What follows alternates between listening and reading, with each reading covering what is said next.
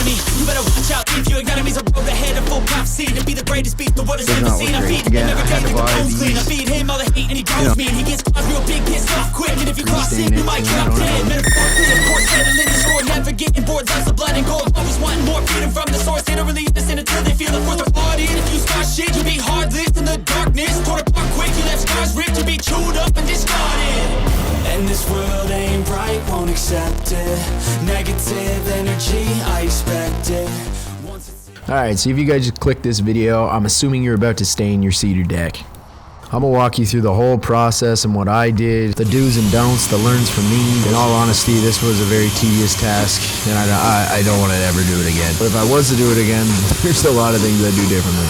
So the first task is obviously cleaning your deck with a pressure washer to get all the excess dirt off. You don't want to be staining over dirt because then the stain isn't going to be able to seep in. It's going to come right off. A third of the deck done? Gotta be some sort of like stain remover, cleaner that you can... I'm getting this done tonight.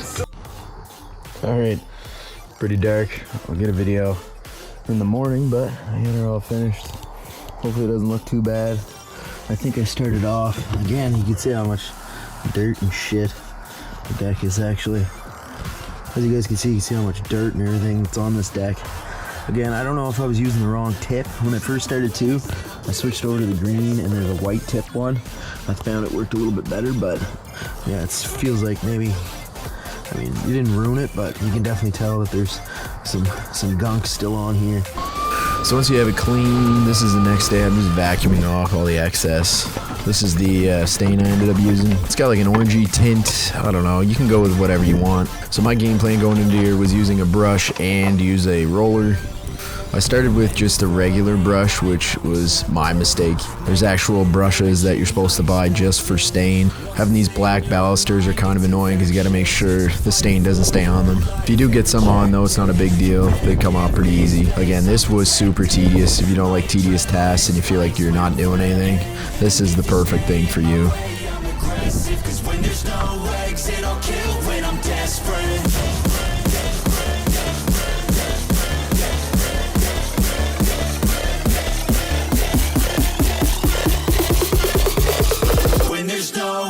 It'll kill when I'm desperate.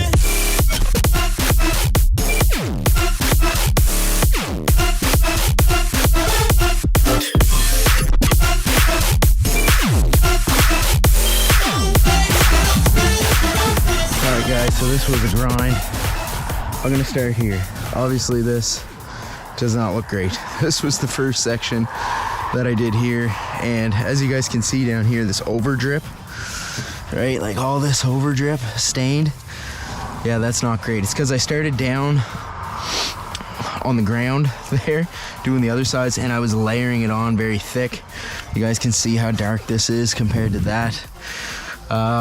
Yeah, so I messed this up. Again, learn from me. This is the whole reason why we're doing this. The over dripping is kind of the only annoying thing about putting it on with a brush. Honestly, I think if you had like one of those like compressor guns, this would have made this job 100 times easier. So if you are doing this, again, it's very tedious. Just looking around now, it just makes me want to like layer another coat on this, which I probably will.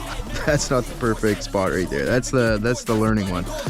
More freedom from the source, they don't really understand until they feel the force of party. And if you start shit, you be heartless in the darkness. Torn apart quick, you left scars ripped to be chewed up and discarded.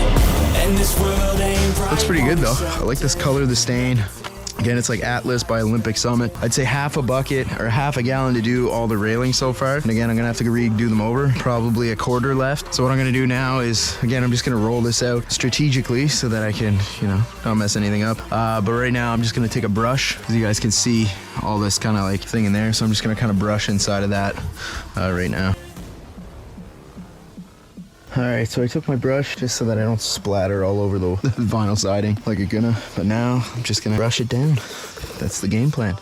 It'll kill when I'm desperate.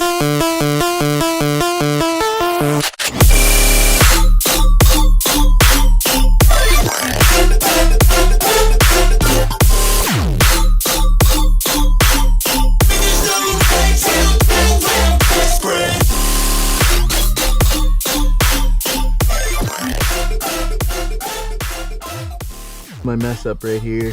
I'm gonna try to sand all this down and restain it so then I don't have all these drip marks.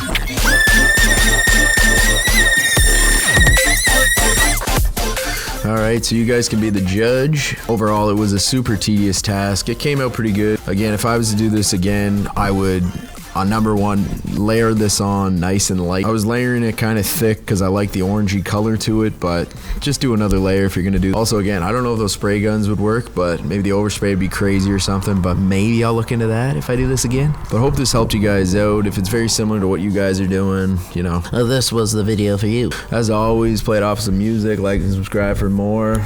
I'm out. You better give